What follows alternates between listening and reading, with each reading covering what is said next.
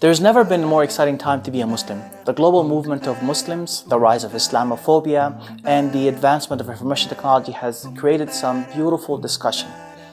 Today, I sit down with Sheikh Abdullah Hakim quick to talk about Islam and modernity, and we talk about the rise of Islamophobia, we talk about the rise and fall of Islamdom, and also some of the conflicts of being a Muslim living in the West.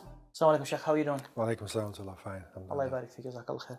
So I want to start off, inshallah, by quoting Marshall Hodgson, this 1993 book that is written here, and this is something I think is really of great interest. He says, in the 16th century, a visitor from Mars might have supposed that the human world was on the verge of becoming Muslim. So he was looking at the time when Islamic civilization, as a matter of fact, he actually referred to it as Islamdom, was at the top, really the peak of the time, and this is the 16th century.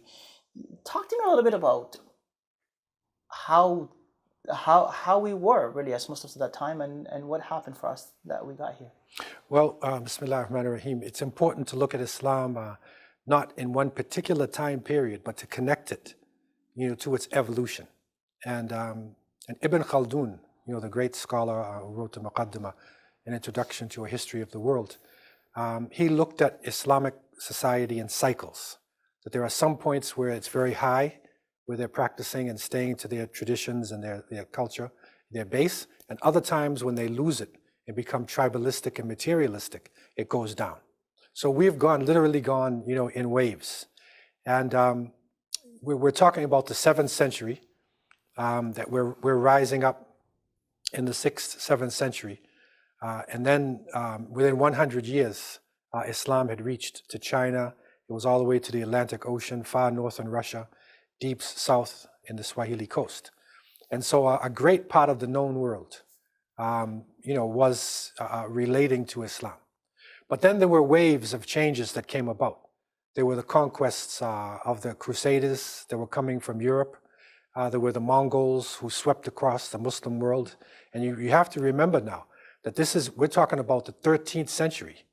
It is then when Baghdad was destroyed by the Mongols. Okay, so if you look at certain sections of the Muslim world, you'll see high points, other points you'll see low points. By the 16th century, this is where the Ottoman Empire had reached its peak. And it was in a key strategic position, being in Constantinople was Istanbul. And so it was affecting much of the world because of trade, because of their influence militarily, and then also because of the scholarship. They were supporting Muslim scholars to a certain extent. So this is why that person from Mars, actually, if he landed in Istanbul and he saw the size of those masjids and he saw the community, which at the time of Sultan Suleiman, the Magnificent, he had developed, or the Ottomans had developed a society where Christians, Jewish, Muslim, and other groups could live in justice. So they had minority groups. People around the world were relating. But at the same time, if that Martian had landed in Spain, in Granada, at that time, the Muslims had been destroyed by the Catholics, the 16th century. 16th century. It was 1492 when Abu Abdullah signed over Granada to the Catholic king and queen. So Muslims were gone in Europe after being there for 781 years. But if you look at the world in general, Muslims were in a very high position. So I mean, it's actually interesting that you've tied this down to the talk of Ibn Khaldun, when you say and I'm just trying to be devil's advocate here. I guess we talk and we say when Muslims are attached to the religion, they are high up, and when they're not, they are down. But I mean, the other side of this argument is the fact that the West is not very religious, right? And now they're doing well. They're doing much well. We talk about them from just a materialistic world, in a sense. Really. Yeah. Well, when the Syrians first encountered the Crusaders, and it was the Turks and the Syrians were really right at the place where the Crusaders were coming in, and they described them, as animals with good fighting spirit. In other words, they had no culture. They were like the Syrians describing the Syrians were describing the European Crusaders, right? They had lost the Roman culture. They were wild. but they had a good fighting spirit. And the real loss for Islam or for the Muslim world came from within, is that arrogance, because they underestimated, the Europeans, and because they were so busy fighting and squabbling amongst themselves. I'm sorry, I'm just trying to say, so instead of saying underestimating the Europeans, can we, actually, Europeans is a much better option, I guess, really. Yeah. So the problem for the Muslims was that they underestimated the Crusaders. Now, I just want to jump into what we consider as the relationship between tradition and modernity in religion, period, and Islam specifically. Right. First of all, are these even contradicting ideas, being traditional and modern at the same time, I guess? Well, basically, if we can go back to the beginning, and look at how, Islam developed, and the fact that the Prophet ﷺ told his companions to seek knowledge from the cradle to the grave, that it was, compulsory on all Muslims. So looking for knowledge, and traveling and assimilating it was part of the Islamic identity. So in the golden age of Islam, Muslims were the most modern people in the sense that they were taking cutting edge ideas and theories, putting them into practice and using them in their society. So that's the essence of this modernity. It's a way of like taking your society from one level to another level, to a higher level. And so when the Islamic society was, dynamic, and this is, going up to the year 1000, 1100, 1200, especially if we use, for instance, Al-Andalus, Spain and Portugal as an example, because that's in Europe. So the Muslims are now leading the world. Around the year 1000, the city of Cordoba, it had lighted streets, running water, universities, public baths. It took Paris and London 500 years to reach that level. After that time. Yeah, so they were the most modern people. Now, when the Muslims again became divided, materialistic, went away from their traditions, meaning their Quran, their Sunnah, their consensus, their ijma', their Islamic outlook, when they left that, authority was taken away from them, and they became subjugated. So living in subjugation, whether it is in Spain under the Inquisition, or whether it is later on in what they call the colonial period, and this is coming in from the 18th, 19th century, in much of the Muslim world, were colonized. So therefore, the knowledge in the universities is no longer dynamic because it's not connected with the economy. It's not connected with the political structure. So when the political structure is dynamic, and funds the universities and the ulama, and when the technology is in sync, with Islamic lifestyle, then Muslims are dynamic.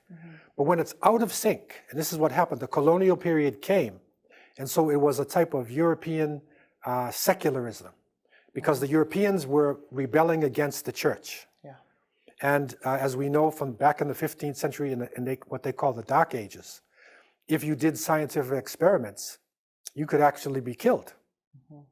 So when they had their Renaissance around the 15th, 16th century, and they were reborn, this is where this new thinking comes in, the Enlightenment, they call it. So this is the Enlightenment. And their Enlightenment, because of the negative response to the church, it was anti-religion. It was irreligious. But I mean, so this is interesting. Does the idea of enlightenment have to be anti-religion? I mean, it doesn't. But I'm saying in the European model and how it is used, how we're taught from a Eurocentric perspective, we're taught that enlightenment, was going away from the dogmatic teachings of the church. Whereas when the Muslims were dynamic, and what is built into Islamic thought is that there's no difference between the sacred and the secular in terms of knowledge. So enlightenment for us, is modernization in the sense that, we are becoming very modern and we're using higher technology, but we're not leaving the principles of Islam. So this is a difference. This is the difference between enlightenment that happened in Europe and enlightenment that happened in the Muslim world. But the debate always happens, I guess, really into, really the principles of religion itself. Who defines those? I mean, when we talk about, because there is a lot of differences in who defines the principles of religion. Well, the scholars, naturally, who are called the ulama, they are the ones who study the religion in detail. But we have to recognize the fact, again, that scholars who are not connected to the state, scholars who are not funded and who are not dynamic, can actually become an obstacle in the way of progress. And this is what happened in the colonial period, where the scholars became stagnated because they were living under colonial rule and they were literally hiding Islam and not dealing with science. Do you have any examples of this kind of thing? The examples are the great Darul Uloom, the Islamic universities, even from Saudi Arabia, I'm not mentioning names. There are scholars who even said up in the 20th century, the earth is flat. That even came out of Muslim scholars' mouth. Whereas what was the justification for this? Well, the justification, I guess, is that if you look at the sky is above, the earth is below, so therefore that's a flat plane, in a sense. Whereas Al-Idrisi, he did a globe, for Roger I in Sicily in the 11th century. He literally made a globe for him. So he was one of the leading Islamic historians, geographers, and scholars. So Muslims knew that the earth was spherical, right? But I'm saying when we're not in touch with scientific knowledge, when we separate the sacred from the secular, then we have a problem. When you go back again to the golden age of Islam, you see Ibn Rushd, for instance, who is a scholar in fiqh, Bidayat al-Mujtahid. He does a great book in comparative fiqh. At the same time, he's dealing with philosophy, he's dealing with science, he's dealing with other things at the same time. Overall scholarship, I guess really is what you're talking about is really kind of like a, not just scholarship within specific kind of, I guess really a body of knowledge, but he's a scholar all around. That's right. So the curriculum of the Islamic institutes has to go back to that original concept where the sacred and the secular are considered all from Allah subhanahu wa ta'ala. It is not a narrow curriculum. What happened in the colonial period is that if you wanted to get your secular scientific studies, you would go to an English school or a French school or a Dutch school. If you wanted your religious studies, you would go to the Islamic seminary. Okay, so what happened in the seminary is that they were really strong on quoting traditions, but it was irrelevant because they were talking about 1,000 years ago, right? So now, what has to develop now and what is going on is that you'll see more scientists in the Muslim world, educated people in a secular sense, who are now becoming religious. And you will see it's coming back now, where the marriage between the sacred and the secular. And once that happens, then that dynamism can return.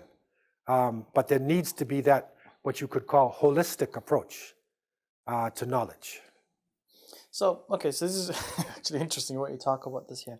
But I guess really the question that I want to maybe kind of move on to is, why have we become this way? I mean, I don't want to always, I know you've answered this before and you've said, when we move away from Allah subhanahu wa ta'ala, but there's got to be some sort of actual physical reasons that have come about. I mean, a lot of people have pointed to colonialism, a lot of people have pointed to, but is it sufficient for us to just say that it's just the Western world colonized the Muslims and they've caused all this backwardness?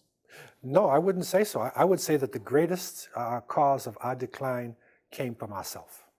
And the Prophet ﷺ said, Inna li kulli umma fitna wa fitnatu ummati al-mal. Every nation has a trial and test. The trial and test of this nation is wealth. And so when materialism came in, and Muslim leaders started fighting and squabbling over materials, and fighting over land space, and ego and power, and then tribalism comes in, and then treachery and infighting comes in, then the whole state becomes weak. And when the state becomes weak, then the opposing forces have an opportunity to attack, because they're always there. And so when they literally pounced on the Muslim world in different waves of crusaders, Mongols, colonial forces, they physically took apart the leadership. So they physically broke down the political institutions, they broke down the economic institutions, and they put in the interest system. There's a discussion about the Ottoman Empire, and one scholar is saying that, for the first few hundred years, the world, the Muslim world and the world was ruled by religious type people. Then, it changed, and now what is happening, it is bankers. It is bankers who are ruling the world. And so literally when that new economic system came in, and we were conquered, we couldn't bring alternatives. And so the whole political and economic system then caved in. And so the expressions that would come out of the scholars at that point would be very weak expressions, because they're not representing a holistic society. They're only representing a so-called religious side of things, which, if it's not connected with the changes in society, can become outdated and backward. And that is the reason why people will look at some Muslim scholars and say, you're backward. You're 1,000 years old. Because maybe that person really is reading the commentaries of scholars who lived 1,000 years old, and depending upon that commentary to interpret what's happening today. Whereas what they should do is that, look at the commentary in the time period it was made, go back to the sources of Islam, take that ijtihad, that type of Islamic reasoning, and apply it to today. But doesn't that require some sort of training? Does that training even happen? To kind of provide that kind of relevancy? I mean, you've studied in the Middle East, and you've studied also in the West. And I guess really the question that I always, I get worried about asking, because I don't want to be labeled as anything, but is that training actually happening? I mean, the real Islamic scholarship, we always say it comes from the East.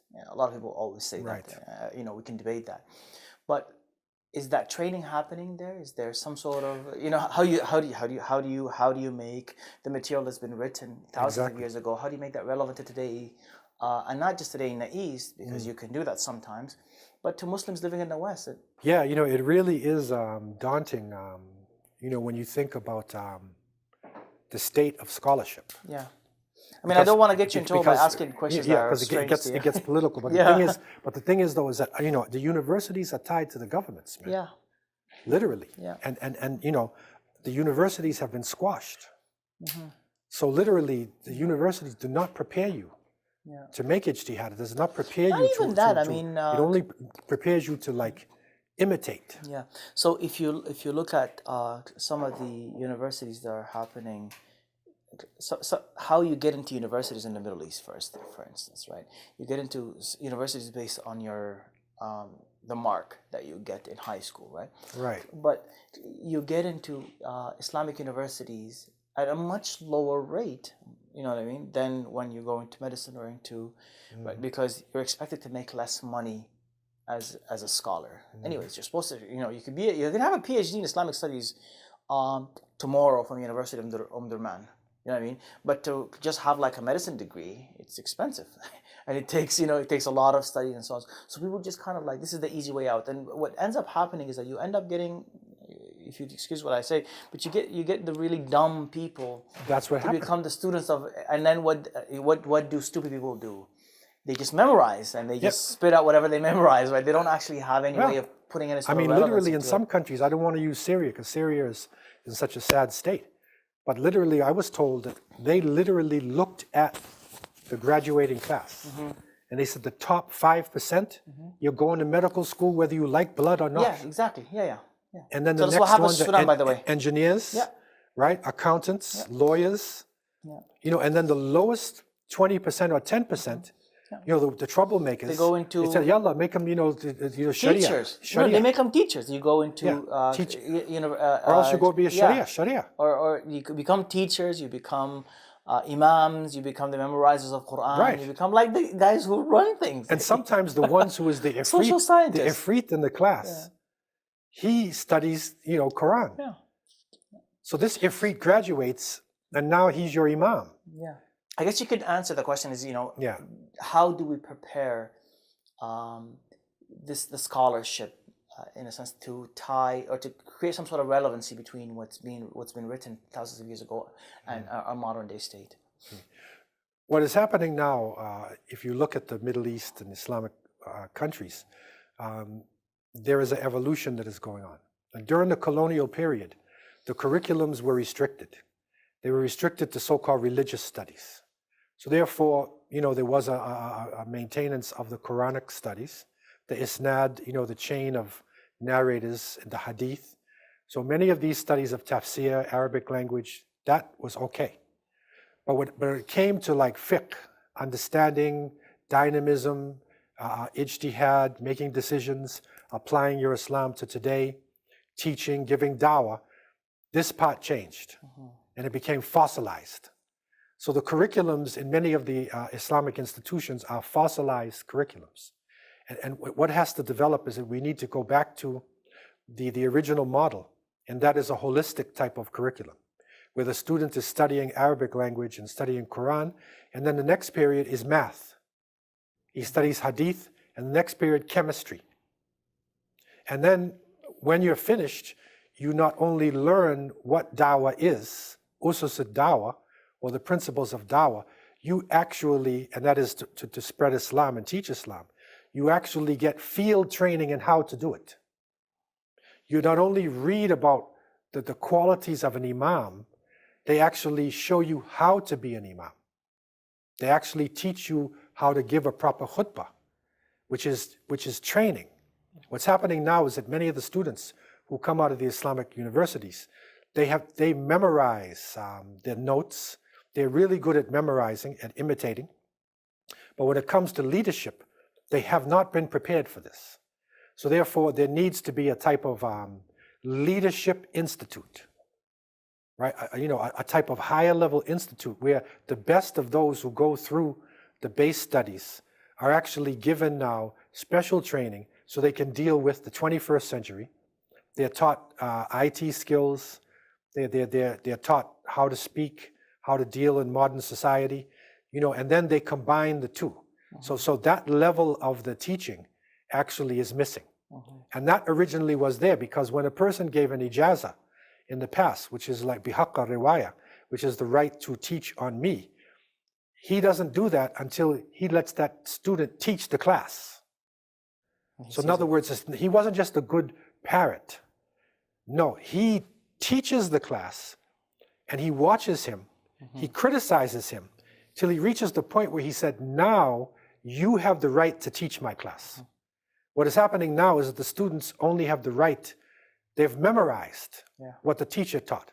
So what happens in many Islamic institutions is that you have the students of the real teachers who were never taught to teach. They were only taught to memorize. So therefore you get a stagnated, fossilized curriculum, and the students come out and they're not capable to handle the challenges of the 21st century. So how can this change be made? I mean, really, to be honest with you, now if you think about it, you're talking about a change in not only the curriculum, but I guess really even in the approach of how the curriculum stuff it's to be applied. But one has to remember that these universities are not really private universities. They're universities that are attached to bigger institutions. Right. And I don't know. I mean, do you think because living in the West, we're capable of actually creating, independent universities? Do you think that this kind of movement, I guess, really of, I don't want to say revolutionize, I don't want to even say modernize, but I say really to revive. Yeah, to revive. Reviving the Islamic Islam, for instance. Can this happen from the West? It can happen from the West to a certain extent. But the reality is, the revival cannot really happen until there is a country, until there is a land within the lands of Islam that actually reflects this. Because, the full revival of Islam requires a state. It does require institutions that are funded by the economy of the society. So when the economy of the society, and this is where traditional Ministry of Awqaf, the Waqf, so that's where the zakat and the trusts of the society, used to fund the institutions. So the scholars were then not tied to politics. Yeah. They were independent. They could criticize the politicians. It was a system of a tenure.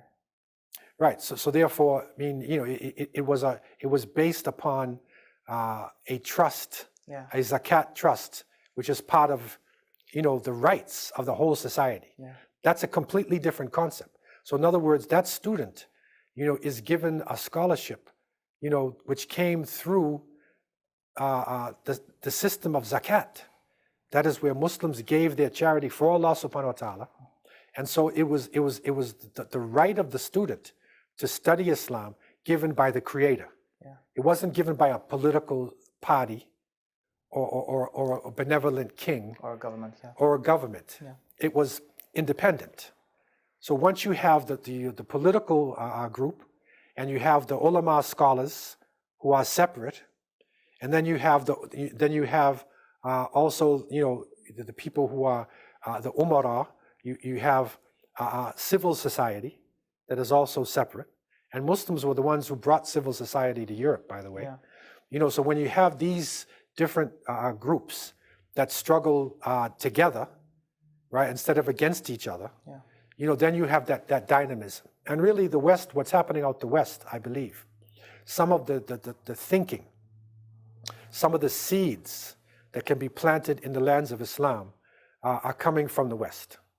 But the actual tree that will grow has to be in a land that is fertilized with Islam. And we cannot impose Islam on the Western countries. That's not why we're here. We are living, in a tolerant way in these societies. Mm-hmm. We're not imposing Islam. But within the Islamic lands, it needs to evolve to the point where, the dynamism of Islam can return. Do you think there's a conflict between being a Muslim and a Westerner at the same time? No, because the whole concept of Westerner, in a sense, if you look at Europe coming out of its dark ages, and this is, say, around the 15th century, right? Muslims were the ones for 700 years who kept the light of civilization going. We were the ones who had the universities in Cordoba, in Granada, in Toledo, and Seville, and Valencia, that literally taught the European scholars. So it is the Muslims who started the Renaissance period, keeping the light of civilization going. Then it was the European societies who translated the works of the Muslims and then added their own thinking. And then they had their Industrial Revolution. They started traveling around the world in their boats, and they colonized the world. So Western, in a sense, there is no West and no East. And it's very interesting because there's a point in Spain, it's around the year 1000 or just before the year 1000, where the Khalifa Abdurrahman al-Nasir al-Dinillah, who was a great leader of Al-Andalus in Spain, and to the point where, because of the weakness of the other leaders in the Muslim world, he declared that he was a Khalifa. And that is the ultimate ruler of the Muslim world. And there were European leaders who were paying homage to him. So they would travel from Germany, from Switzerland, they would travel west to the Khalifa. So the Muslims were the Westerners, and the Germans were the Easterners. You see, East and West? Yeah. So they literally traveled from East, West to meet the Khalifa, because Baghdad and Tunisia with the Fatimids, it was corrupted. So really, the basis of Westernism came to a great extent from Muslims. So this whole idea of a Westerner, Western society didn't just come out of nowhere. It came out of the contributions made by people in civilizations for the past 5,000 years. And the Muslims just happened to be the ones, who had the light, just before the Europeans got it. So therefore, if you went the year 1000 to the year Cordoba, you would find a Muslim who is taking baths, who has soap, who has running water in his house, who has lighted streets. They have hospitals. They're educated. Christian, Muslim, Jews study together. Tolerant society. You can criticize the leadership. These are Western values, what we call Western today. Whereas many of the so-called Western countries, if you went to Brittany, and you went to France, and you went to Germany, you will find that it was very darkened societies, no running water, no lighted streets, no public baths, no institutions of learning, or very few institutions of learning. So therefore, it was the Muslims who were the so-called Westerners, if you mean enlightened people. We say, la sharqiyya wa la gharbiyya. There's no East and there's no West, really. Okay, it is who is enlightened and dynamic, and who is backward. And Muslims have the opportunity to come out of backwardness into enlightenment if they return to the original holistic approach to knowledge. Sheikh Abdullah, this is a fascinating talk, mashallah. May Allah bless you, inshallah. I do want to come back again and talk to you, inshallah, about other topics. Okay. Jazakallah khair for being with us here today. Alhamdulillah. So this is it for today, folks. We've spoken to Sheikh Abdullah Hakim quick about Islam and modernity. Next time, we'll speak about Islam and democracy. If you have any questions to ask to the Sheikh, please comment below and we will ask it to the Sheikh next time we see him. Until next time, see you. Have a good day.